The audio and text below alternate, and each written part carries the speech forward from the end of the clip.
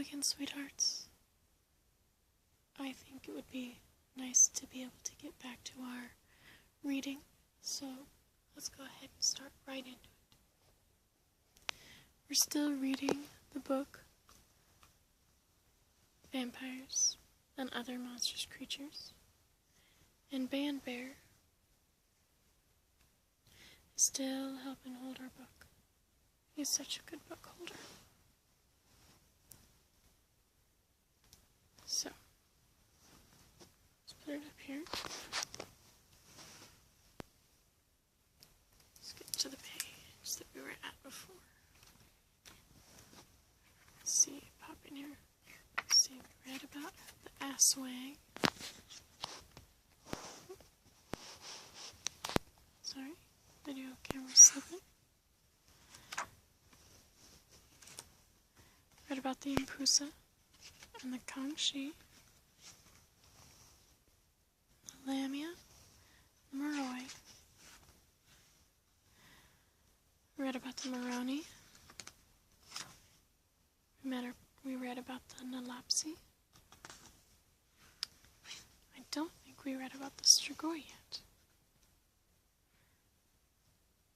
Alright, Strigoi. The most common species of vampire in Romania.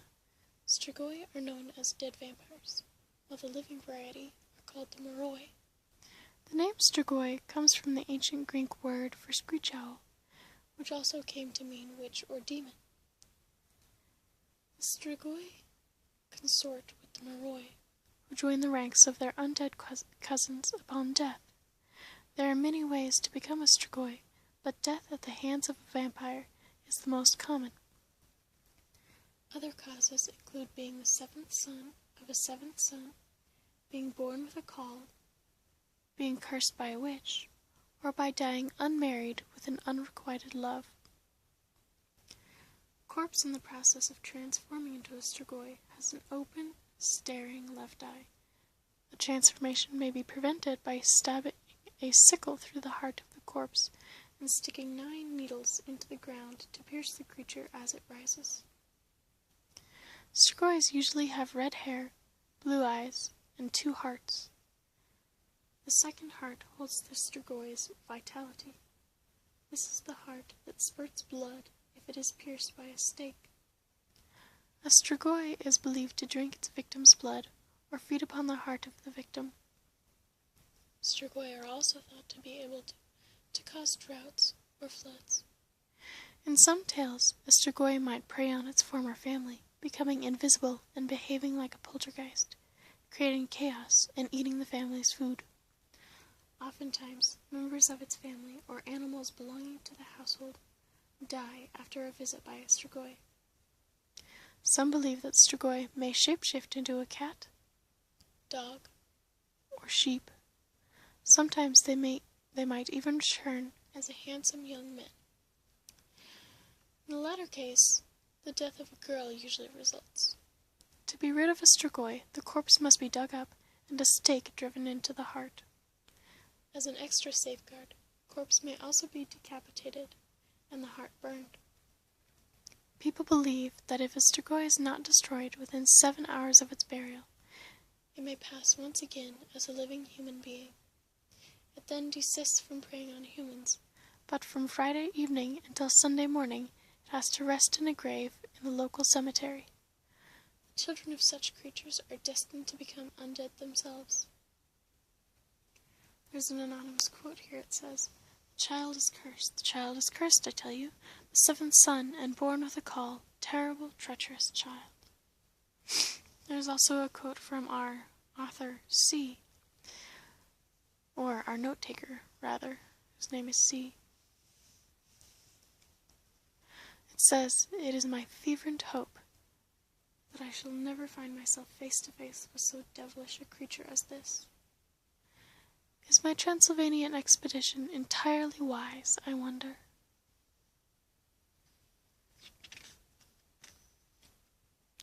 I'm not sure I'd like to meet them either. Looks grumpy. Alright. Ubor. A rare Bulgarian vampire only the greater Ubor is considered a true vampire. This vampire is created if the spirit refuses to leave a body after a violent death. 40 days after burial, the corpse digs itself out of its grave and starts to behave like a poltergeist in its former family home. The eating habits of the vampire are unusual, for it will consume normal food and does not seek out human blood unless it finds no other source of nourishment. The Ubor is known to shapeshift into cat form. Ulstrel. This Bulgarian vampire preys on cattle. It is believed to be the spirit of a child born on a Saturday who dies without being baptized. 9 days after it is buried, it comes out of its grave to attack livestock and drink their blood. If an Ulstrel attacks more than 5 cattle or sheep in any one night, the farmer must perforce hire a vampirgisa, or vampire hunter, to destroy it. Upior, which is what that is a picture of. He just looks to have a funny nose. Upior, a Polish vampire that steals hearts. The Upior sleeps much of the day, only rising between the hours of noon and midnight. This vampire has a dangerous barbed tongue that it uses to consume vast amounts of blood. It has a legendary thirst and is reputed to sleep bathed in blood. It can be destroyed by a stake through the heart or decapitation. Humans can become immune to attack from an Upior by mixing vampire blood with flour and consuming this baked blood bread. A corpse may be prevented from becoming an Upior if it is buried face down with a cross of willow under the armpits, chest, or chin. The Upior is a Russian variant of this type of vampire, which is considered to be extremely vicious. It has a tendency to attack children first, followed by their parents. Zmeu, a Moldavian vampire-like figure that takes the form of a flame, then enters the chamber where a young girl or a widow sleeps. Once inside, the flame becomes a man, who then abducts the woman. Zmeu has many magical powers. He can fly and shapeshift into a variety of different creatures. He also has tremendous supernatural strength. Supposedly him. Doesn't sound much like a vampire, but I suppose that counts as a monstrous creature.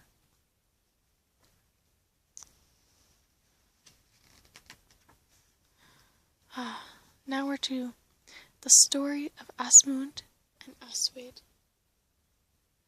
This is the tale of 2 Icelandic warriors in the old time. When Alf was king of Hethmark, he had a son named Asmund. At the same time, the province of Wick was ruled by King Bjorn, who had a son named Aswid. Both sons were brave and fearless warriors.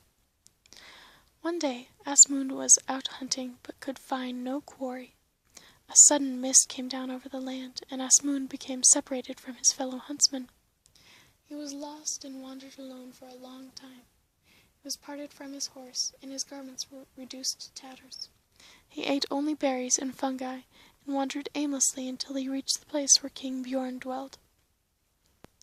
He was taken in and formed a friendship with Bjorn's son, Aswid.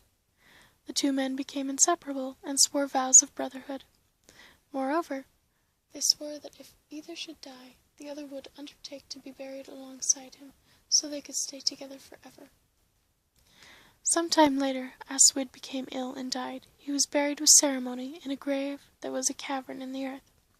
His horse and dog were buried alongside him, and Asmund, true to his solemn oath of friendship, was bravely sealed alive in the grave with Aswid, together with food and other tributes to be used in the afterlife.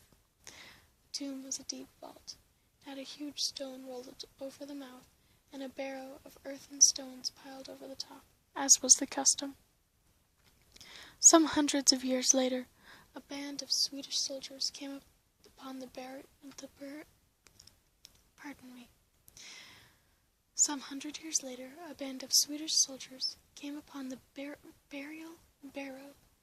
of Aswid and broke open the hill, thinking there might be treasures buried within. They found a vault deeper than they had anticipated, and dispatched a soldier to the depths, dangling him to the tomb in a basket affixed to the end of a strong rope. It must have been a large basket. What the soldiers drew up in the basket, on the end of the rope, was beyond any imagining. The figure of the old warrior Asmund emerged in place of their comrade. Asmund's face had a ghastly pallor and spurted fresh blood. The soldiers fell back in horror, and several fled the scene. To those brave enough to stay and question him, Asmund told this tale. Aswid had risen from the dead at night as a vampire and attacked all around him with demonic fury. First he devoured his own horse and his hound. Then he launched a ferocious attack on his sworn blood brother. With his sword, Asmund had defended himself from Aswid. He had been fighting him ever since. His cheek had been slashed by Aswid's raking fingernails, and Aswid had almost wrenched off an ear. All these years Asmund fought off Aswid, yet never finally defeated him until now. At last the vampire had been impaled and his corpse decapitated. At the end of his tale, Asmund fell down dead at the feet of the soldiers. They hailed the bravery of this old warrior who had fought off the marauding vampire for so many years, and buried his body in the tomb with full military honors. The decapitated remains of Aswid they took up and burned, as tradition demands, and scattered his ashes to the four winds.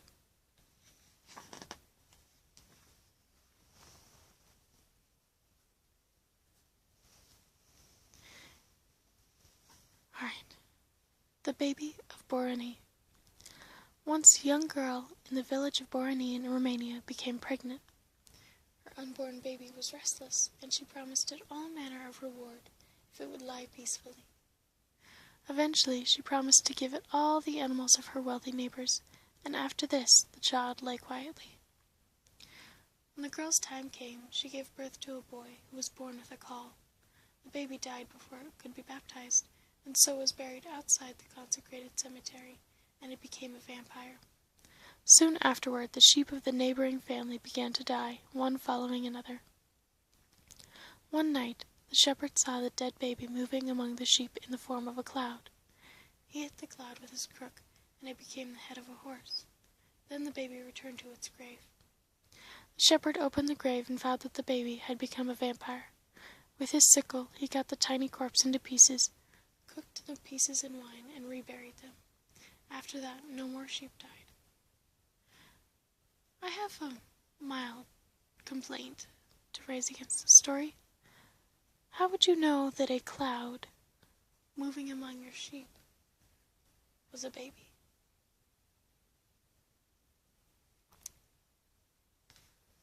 Maybe it's just an art lost to us.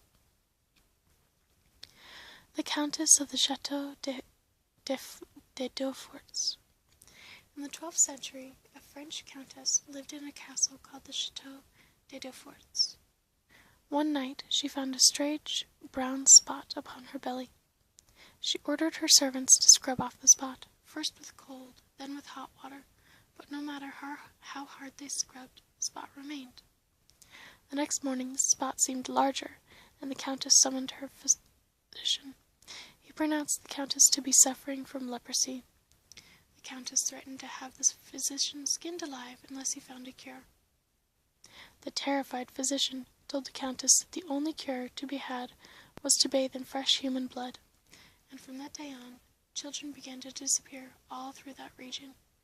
Rumors were whispered about an evil ogre who ate children.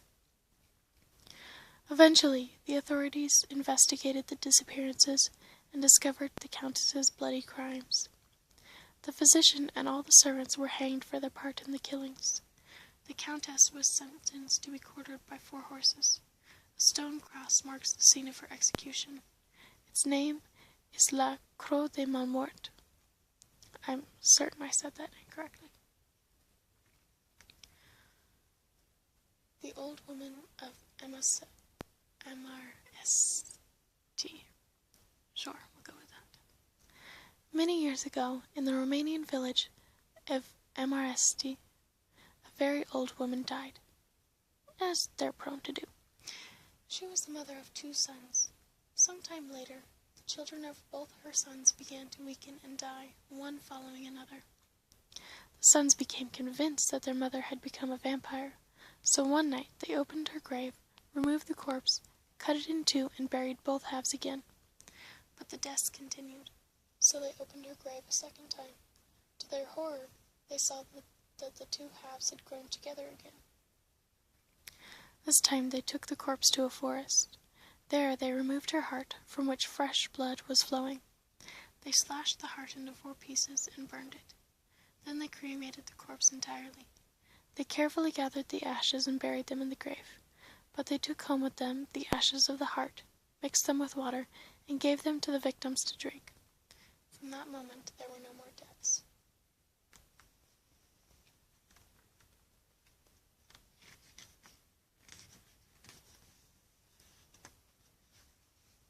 And we've reached the next section. How to deal with vampires, part 2. He looks very sad. I'm certain that you would just have to deal with him with a hug.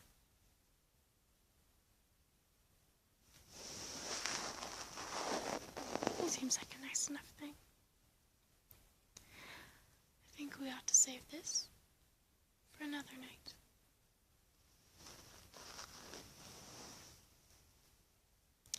You know, I noticed something recently about this book. Specifically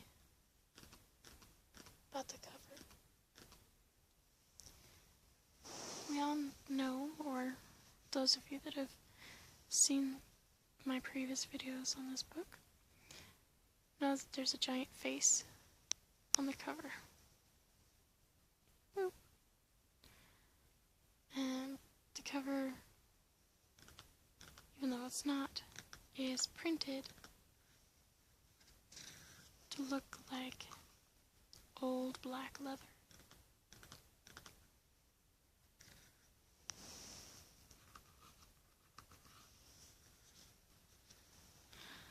But I noticed on this spot here that is printed to look like it's been torn up a bit, which is on the cheek of the face, actually. There's a little drop of, in the picture, it's a little drop of, like, green liquid. I think it's supposed to be like the book is bleeding. I don't know why, I just think that's a little kind of fun. Sort of like a Easter egg hidden on the cover of the book.